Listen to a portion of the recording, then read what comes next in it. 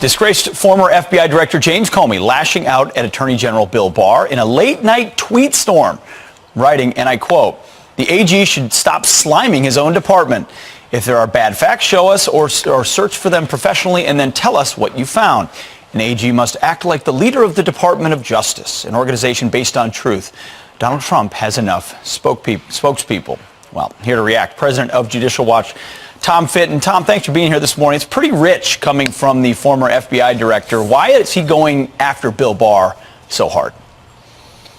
Well, Mr. Comey has significant potential criminal liability over his misconduct when he was FBI director in terms of potentially abusing his office to politically attack then candidate Trump and then obviously President Trump. So his conduct under criminal investigation, or at least ought to be, by Mr. Barr, maybe Mr. Durham up in Connecticut. Remember, he stole FBI records concerning President Trump, leaked them illegally to the New York Times in order to get Mueller appointed. He managed the whole FISA process as FBI director, signed off on that fake dossier that even Mr. Mueller couldn't deign to give any credibility in his report. Every time the dossier is mentioned in the Mueller report, he calls it unverified. So Mr. Comey is someone who ought to be under investigation and who frankly ruined the credibility of the FBI with the help of Loretta Lynch, the Justice Department. Yeah. And so you have someone who's competent and a truth teller, and that's the type of person a political hack like Comey hates. So, Tom, you think this isn't just about narrative for Comey? He has potential real liability based on the investigations that are ongoing about him. Sure, he's already under investigation over his handling of those FBI memos he stole from the FBI about President Trump. He took President Trump's FBI files and then leaked them. So we already know there's an investigation, or at least it's supposed to be an investigation going on. And now there's a broader investigation thanks to Mr. Barr coming on as Attorney General. And we don't know what's going to happen with the IG report that's looking at the FISA abuses. That's the Inspector Horowitz, his investigation. But there's been an appointment of Attorney John Durham. He's the one that Bill Barr has appointed to look into investigating the investigators. How much power will he have? How deep will this scope go? Well, he's a U.S. attorney, so he has access to grand juries if he needs them. I think he needs to, we need to get past this idea that we're going to do an administrative review of these issues and bring witnesses before grand juries. So if it's going to be another Uber, it would be it would be a disappointment. Yeah. But, you know, Durham seems the type of guy who has a record of looking at significant government corruption investigations. So it's another reassuring move by the Attorney General. And let me just say one more thing about Mr. Comey. Isn't it interesting how Comey's comments echo the Democratic talking points attacking Barr? Just proving how political an FBI director he was in an age where we kind of want the FBI director to be a lawman, not a politician. Well, if you hear what his subordinates were writing and saying, some of the text messages, someone created a culture where stuff like that was acceptable. Starting to look a lot like his top lawyer was coordinating with the Clinton campaign's lawyers, the DNC's lawyers, just before the election on getting Trump on Russia.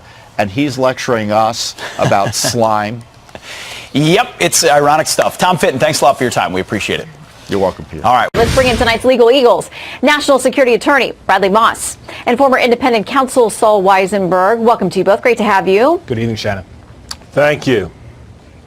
Okay, another tweet also from the former FBI director says this: the AG should stop sliming his own department. If there are bad facts, show us or search for them professionally and then tell us what you found. An AG must act like the leader of the Department of Justice, an organization based on truth. Donald Trump has enough spokespeople. Saul, what do you make of this? The former FBI director now coming after the current AG.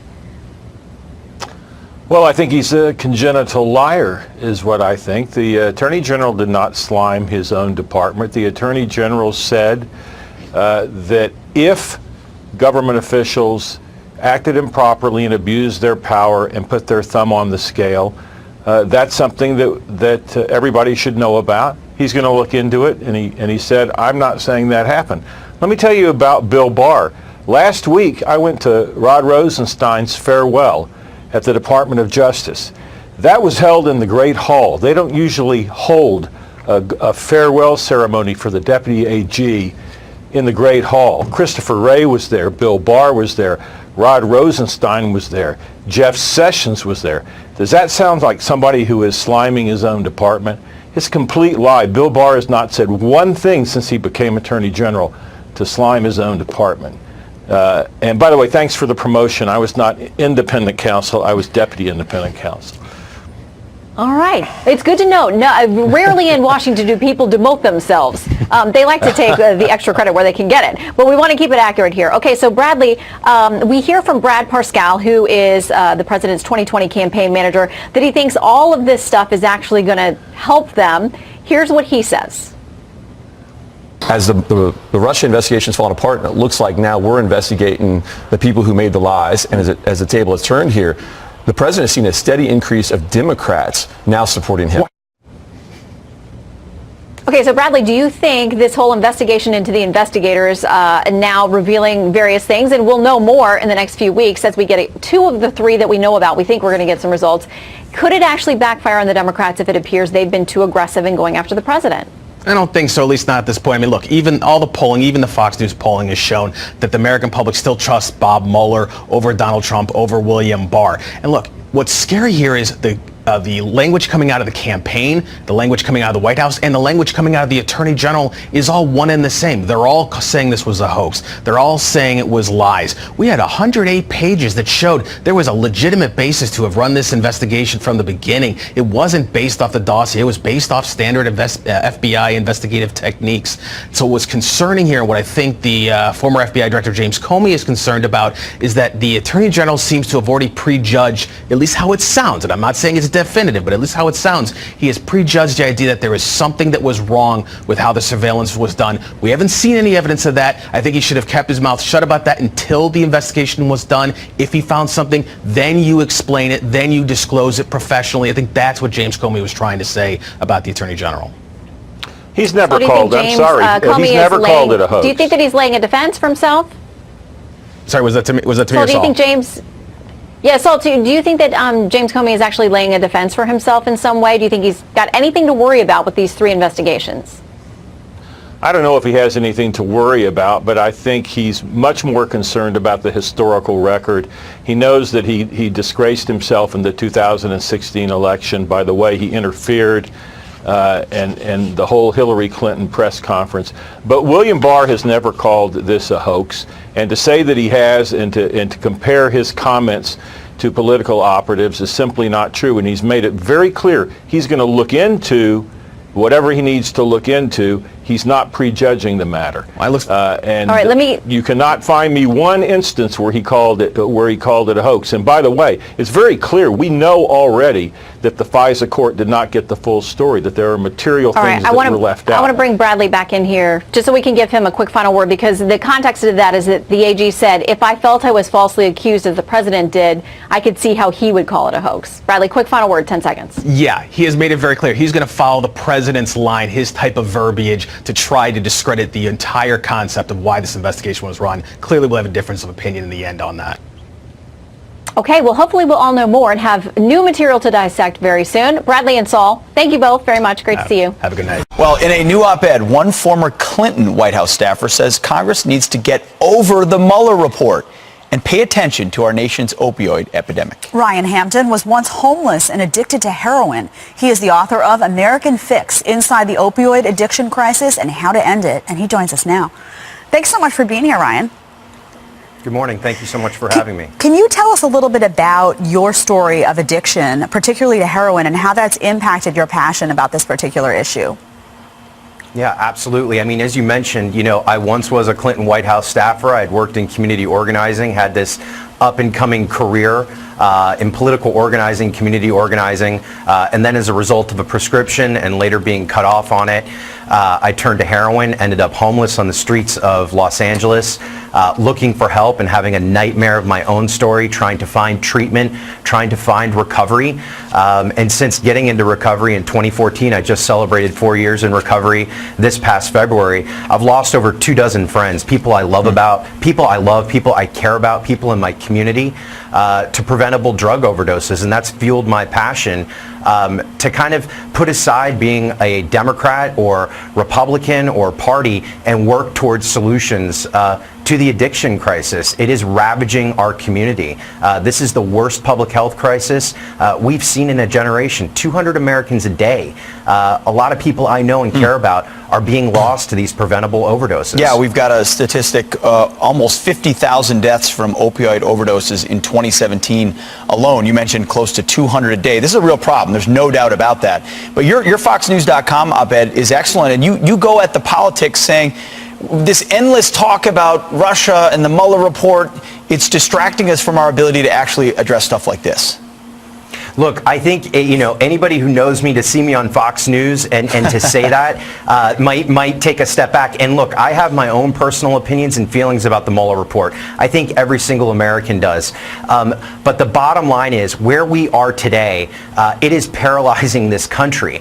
It is paralyzing our opportunity and a lot of the good bipartisan will that was built towards ending this epidemic. I didn't just wake up and say, hey, I'm going to write this and put this on Fox News. There's an important story I need to say. I've been working with members of Congress, chairmen of committees in the Senate and in the House for now over 2.5 years. We have worked together to craft some very progressive legislation that the president has signed. We have gotten funding to communities. We were really taking a step forward.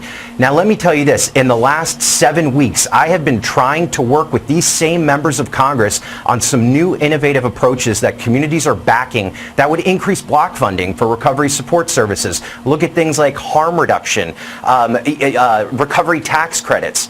I can't get as much as a return phone call from these members of Congress, let alone their staff. Everyone is so caught up in the Mueller report, and I know how polarizing it is, but at the end of the day, and look, I'm not here to make a determination on what Congress should be doing, but what I am qualified to do as someone who is on the front lines of this crisis is say that there is a real human cost to these decisions. We have got to get outside the Beltway and start getting back to Main Street USA, to communities like my own, and focusing on issues that matter to me. Look, the outcome of what happens with Congress and the Mueller report is not going to make one difference for the mom or the dad who has to go identify their child's body today, right? And on that toe tag, it doesn't ask you how you feel about the Mueller report or even if you're a Republican or a Democrat. And I think that Americans are going to take this issue to the electorate, to the ballot box in 2020. I know that I am. Look, I don't know if I'm going to support the president. I probably won't. I mean, that's apparent.